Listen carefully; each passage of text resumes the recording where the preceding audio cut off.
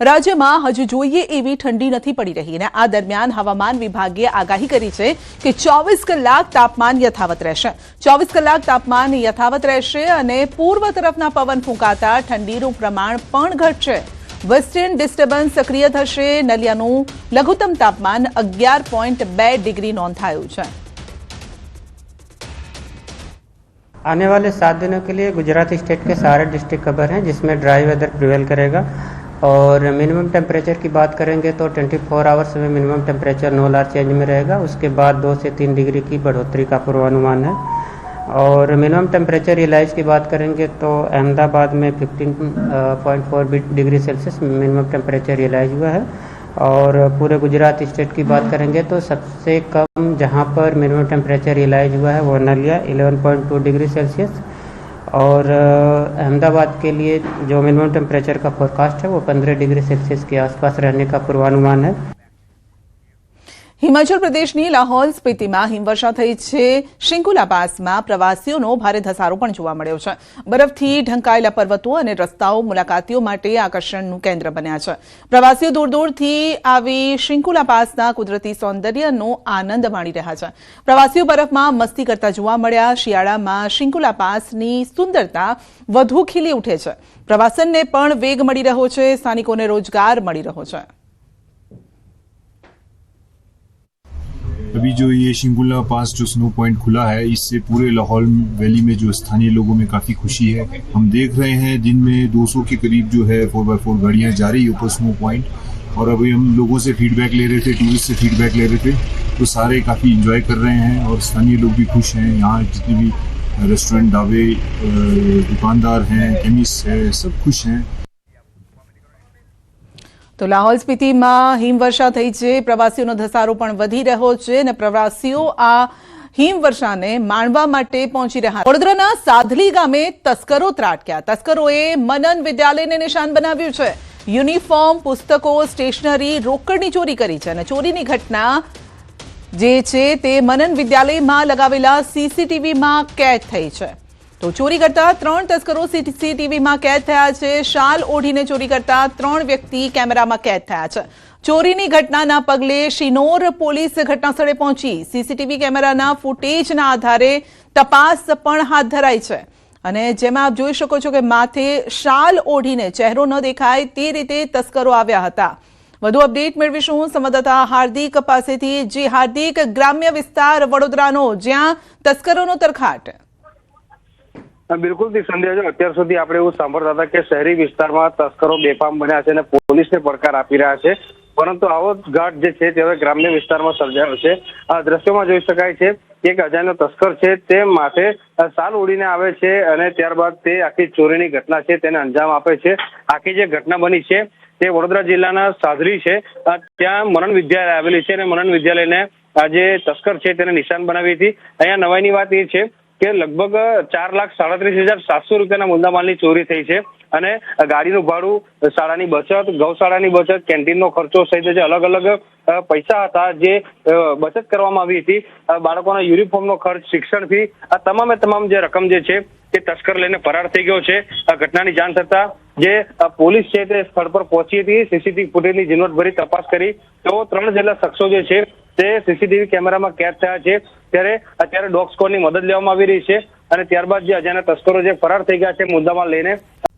ભાવનગરના ફુલસર વિસ્તારમાં અકસ્માત સર્જાયો છે। ફુલસર મસ્તરામ બાપા મંદિરથી સિસ્સર તરફ જતા રોડ પર અકસ્માત સર્જાયો। પૂર ઝડપે આવી રહેલ બાઇક ચાલકે યુવાનને અડફેટે લીધો અને 2 બાઇક અકસ્માતમાં એક યુવકને ગંભીર ઇજા પહોંચ્યો છે। અકસ્માતની ઘટનાને લઈ લોકોના ટોળા ઉમટી પડ્યા છે અને ઇજાગ્રસ્ત યુવાનને સારવાર માટે ખાનગી હોસ્પિટલ ખસેડાયો છે। 2 દિવસ પહેલા સર્જાયેલા અકસ્માતના સીસીટીવી પણ સામે આવ્યા। પોલીસે સીસીટીવીના આધારે કાર્યવાહી હાથ ધરી છે। વધુ અપડેટ મેળવીશું સંવાદદાતા નીતિન પાસેથી। જે નીતિન, ગોઝારો અકસ્માત જેના સીસીટીવી સામે આવ્યા। જે સંધ્યા વાત કરીએ તો આ શહેરના ચિત્રા વિસ્તાર છે જે ત્યાં ફુલસર વિસ્તારમાં મસ્તરામ બાપાનું મંદિર છે ને મસ્તરામ બાપા નજીકનો જે વિસ્તાર છે ત્યાં જ્યાં 4 ટ્રેક રોડ છે ત્યાં અકસ્માત સર્જાયો હતો જેમાં પૂર ઝડપે આવેલા બાઇક ચાલકે એક યુવકને અડફેટે લીધો અને ત્યારબાદ બંને બાઇક છે તેને સામસામે અથડાતો અકસ્માત સર્જાયો હતો. અકસ્માતમાં જે ભાવનગર મહાનગરપાલિકાના વિરોધ પક્ષના ઉપનેતાનો પુત્ર છે તેને ગંભીર ઈજા પહોંચી હતી અને આ ગંભીર ઈજા પહોંચતા યુવકને સારવાર અર્થે ખાનગી હોસ્પિટલ છે ત્યાં ખસેડવામાં આવ્યો હતો. ખાસ કરીને વાત કરીએ તો આ અકસ્માતની ઘટના છે તેને 2 દિવસ થયા છે અને તેના સીસીટીવી સામે આવતા પોલીસે પણ આ બાબતે કાર્યવાહી હાથ ધરી છે. જી આપના આભાર. અમદાવાદમાં પણ સનસનીખેજ અકસ્માતના સીસીટીવી. રામોલના વડુ તળાવ પાસે રફતારનો કહેર. પૂરપાટ આવતી કાર શ્રમિકોના છાપરામાં ઘૂસી ગઈ. પૂરપાટ આવતી કાર 5 લોકો પર ચડી જતા ઈજાગ્રસ્ત થયા છે. 5 વર્ષની બાળકીને 8 થી વધુ ટાંકા આવ્યા છે. કાર ચાલક નશાની હાલતમાં હોવાનો સ્થાનિકોનો દાવો છે. તો આક્ષેપ કરવામાં આવ્યો છે કે તે નશાની હાલતમાં હતો. અકસ્માતમાં ઈજાગ્રસ્તોએ માંડ જીવ બચાવ્યા. તો રામોલના વડુ તળાવ પાસે રફતારનો કહેર ને આખરે આરોપી પકડાઈ ચૂક્યો છે. તો અકસ્માતના સીસીટીવી પણ સામે આવ્યા છે. ઝડપની મજા મોતની સજામાં પરિવર્તિત ન થઈ જાય તે જોજો. અમદાવાદ મહેસાણા હાઈવે પર સર્જાયો અકસ્માત. કલોલના શેરથા ઘર નાળા પર અકસ્માત સર્જાયો છે અને ટેમ્પો ચાલકે બ્રેક મારતા 4 વાહનો અથડાયા હતા. એક વાહન ચાલકને ઈજા પહોંચી છે. અન્ય ચાલકોનો બચાવ થયો છે. તો ગરનાળા પાસે અકસ્માત સર્જાયો છે. ટેમ્પો ચાલકે બ્રેક મારતા અકસ્માત સર્જાયો હતો. એક તરફ ફૂલ ટ્રાફિક હતો અને બીજી તરફ જ્યારે બ્રેક મારી તો પાછળના વાહનો તેની સાથે અથડાઈ ગયા હતા. તો દ્રશ્યો સામે આવ્યા છે અમદાવાદ મહેસાણા હાઈવે કે જ્યાં એક બાદ એક વાહનોની જે હારમાળા અહીંયા જોવા મળી રહી છે. અકસ્માતની આ હારમાળા 4 થી 5 વાહનો એકબીજા સાથે અથડાયા હતા. દબાણ હટાવવાની કામગીરી. ઉત્તર ઝોનના સરદારનગર વોર્ડમાં કામગીરી હાથ ધરાઈ. કમલ તળાવ નજીકના ગેરકાયદેસર બાંધકામ દૂર કરવાની કામગીરી હાથ ધરાઈ છે. 150 થી વધુ મકાન ગેરકાયદેસર તળાવ પર બન્યા હતા અને કમલ તળાવ પર રહેલા ગેરકાયદેસર બાંધકામ દૂર કરાયા છે. એએમસી અને પોલીસની મદદથી દબાણ હટાવવાની કામગીરી શરૂ કરવામાં આવી છે. બીજી તરફ મકાન સામે મકાન આપવામાં આવે તેવી લોકોએ માંગ કરી છે.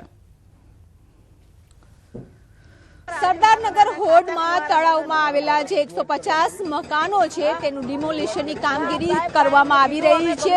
અત્યારે આ લોકો છે આપ જોઈ શકો છો કે જેનો આસિયાનો તૂટી રહ્યો છે તે રડી રહ્યા છે. આ દીકરી છે તે અત્યારે સોધાર આંસુએ છે તે રડી રહી છે કે એમનું આ જે મકાન છે તે તોડી પાડવામાં આવ્યું છે. પરંતુ કહેવામાં આવે છે કે ગેરકાયદેસર જે મકાનો હતા તે તોડી પાડવામાં આવ્યા છે. આ લોકોનું કહેવું છે.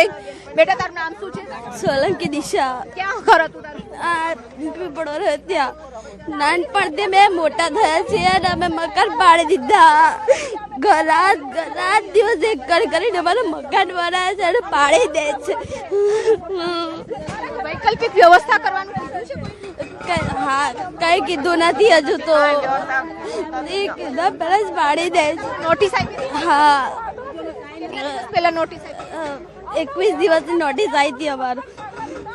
અત્યારે આ દીકરી છે સ્કૂલે નથી ગઈ અને તેઓ રડી રહી છે કારણ કે તેઓનું ઘર છે તે તૂટી રહ્યું છે. આ ક્યાં રહેતા હતા? આ રહ્યું મકાન મારું એક જ. જો હું તો કહું સાહેબ મારે હું વિધવા રહીશ છું. મારા છોકરા નાના એ બંગલાના કામ કરીને છોકરા મોટા કર્યા મેં. એના પપ્પાને 11 વર્ષ થયા એક્સિડન્ટ થવાને. મેં નાની ઉંમરમાં રંડાકો ગાર્યો હતા અને મારે એક રૂમ હતી એ ન રહેવા દીધી. શું કરીએ અમે? છે તે જોઈ શકો છો કારણ કે આ આસિયાનો છે તે તોડી દેવામાં આવ્યો છે અને અત્યારે સીધા દ્રશ્યો છે તે આપ જોઈ શકો છો કે અત્યારે ડિમોલેશનની કામગીરી કરવામાં આવી રહી છે. 150 મકાન છે અને આ 150 મકાનને અત્યારે કહેવામાં આવે છે કે ગેરકાયદેસર હતા અને તેમને આજે તોડી પાડવામાં આવ્યા છે. લોકો બેઘર બની ગયા છે અને તેઓ રડી રહ્યા છે કે મહા મહેનતે ઘર બનાવ્યા હતા તે આજે તોડી પડાયા છે. કેમેરામેન નિલેશ સોસા સાથે બીપુ પટેલ, ન્યૂઝ 18 ગુજરાતી, અમદાવાદ. કમલ તળાવનો આજે પોલીસ મદદ સાથે આજે અમલ દબાણો દૂર કરવાની કાર્યવાહી હાથ ધરેલ છે. આ તળાવનો 15,000 ચોરસ મીટરનો વિસ્તાર છે. અંદાજે 150 જેટલા મકાનો, કાચા પાકા મકાનો જે આજે દૂર કરવાની કાર્યવાહી હાથ ધરેલ છે. દૂર કરવાનો મુખ્ય હેતુ શું છે? દૂર કરીને ડેવલપમેન્ટ કરવાની કાર્યવાહી હાથ ધરવામાં આવશે. વોટર બોડી પર હતા કે અન્ય? વોટર બોડી પર હતા, તમામ વોટર બોડી પર. કમલ તળાવ ઉપર જ હતા જે દૂર કર્યા તમામ મકાનો. વૈકલ્પિક વ્યવસ્થા કોઈ એને આપવામાં આવશે? એ લોકોની યાદી બનાવેલી છે.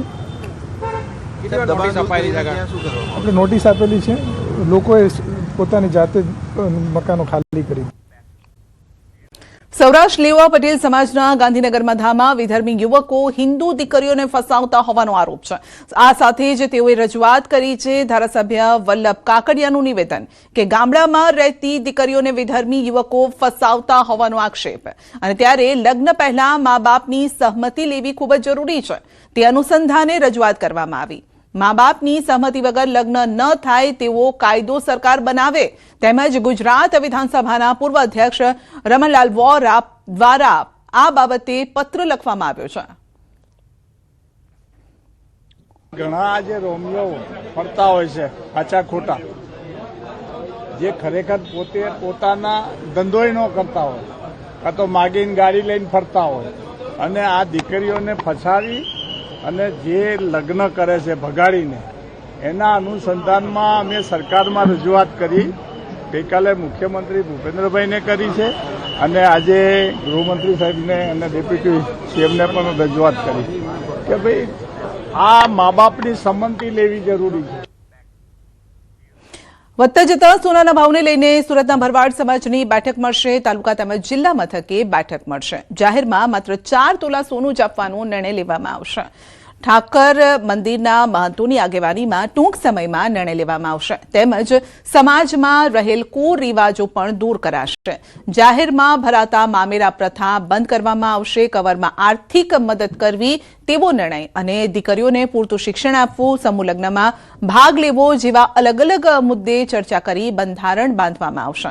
હાલ ભરવાડ સમાજમાં લગ્ન પ્રસંગમાં વહુને 10 થી 35 તોલા સોનું ચડાવવાની પ્રથા છે.